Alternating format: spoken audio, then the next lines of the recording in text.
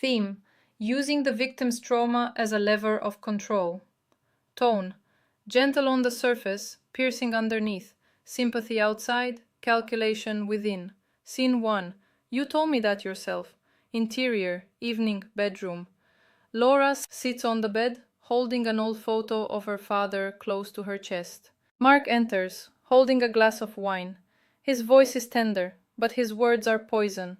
Laura whispers, exhausted but open. Would have turned 60 today. He always came back. Even when we fought, he came back. You don't understand how much it hurts when someone leaves in silence. Sits next to her, gently strokes her shoulder. Laura, you're feeling things too intensely. You told me yourself, you have a wound because of your father. You see his silence in every quiet moment. This isn't about my father. It's about you. You disappeared. You didn't respond.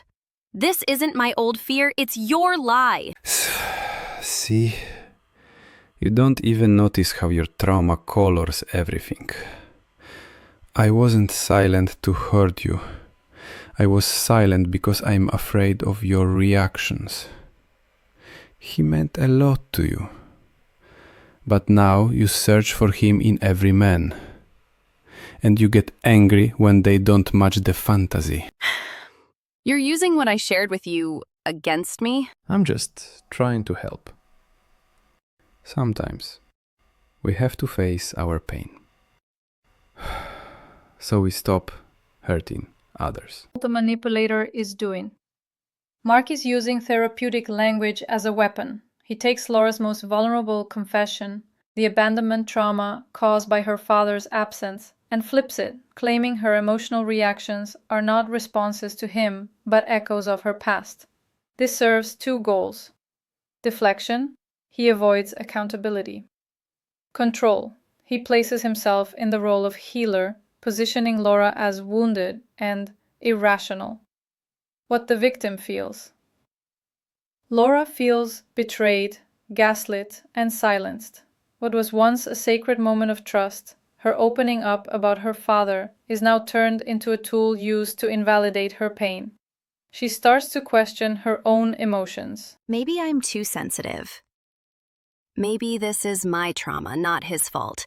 But deep down, she knows No, he's using what I gave him against me. why it works.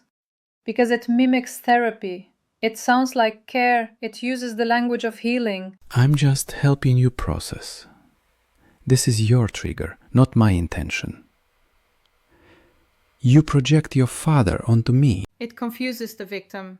Suddenly, she becomes both the problem and the patient. She stops trusting her instincts and starts depending on the abuser to define her reality. What should have been done, Laura, should have recognized that real support doesn't weaponize trauma. A healthy partner doesn't say, You're crazy because of your past. They say, how can I support you in the present? what Laura could have done. Name the manipulation. Stop using what I shared and trust as a way to dismiss me. Set a boundary. I'm allowed to be upset without my trauma being blamed. Step away when the conversation becomes a loop of blame masked as care. Emotional ending. The light in the bedroom went out. Laura is alone. The same photo of her father is in her hand. She looks at it. It was warm. Now it is cold. Laura quietly to herself. I thought I gave him my truth, but I gave him ammunition. A quiet hum, as if someone is trying to drown out her pain with a pillow. But her heart is beating. She is alive. If they turn your trauma into a talking point, if they sound like a therapist but feel like a weapon, that's not healing. That's harm. Comment below if you've ever had your deepest wounds turned against you.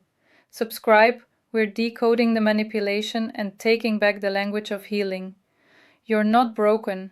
You were cracked open by trust. Let's rebuild together.